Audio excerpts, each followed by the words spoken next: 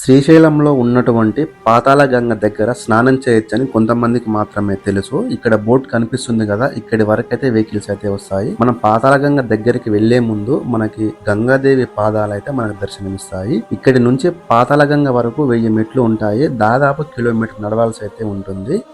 నడవలేని వారి కోసం రూపే ఉంటుంది. దీని టికెట్ వచ్చేసి పెద్దలకైతే 80 రూపాయలు, పిల్లలకైతే 60 రూపాయలు ఉంటుంది. ఈ రోప్వే పాతాళగంగ దగ్గరకైతే తీసుకెళ్లదు. కొద్ది దూరం అయితే నడవాల్సి అయితే ఉంటుంది. అలాగే నడిచి అలసిపోయిన భక్తులకు సేద తీరడానికి ఇక్కడ ఒక చిన్న గుడి అయితే ఉంటుంది. ఇక్కడ అన్ని దారాలు కనిపిస్తున్నాయి కదా, ఈ దారాలు భక్తుల చేతికి ఉన్న దారాలు. స్నానం చేయడానికి వెళ్లే ముందు ఈ దారాలు ఇక్కడ కడతారు. ఇలా కట్టడం వల్ల చెడు తొలగిపోయి మంచి జరుగుతుందని ఒక నమ్మకము.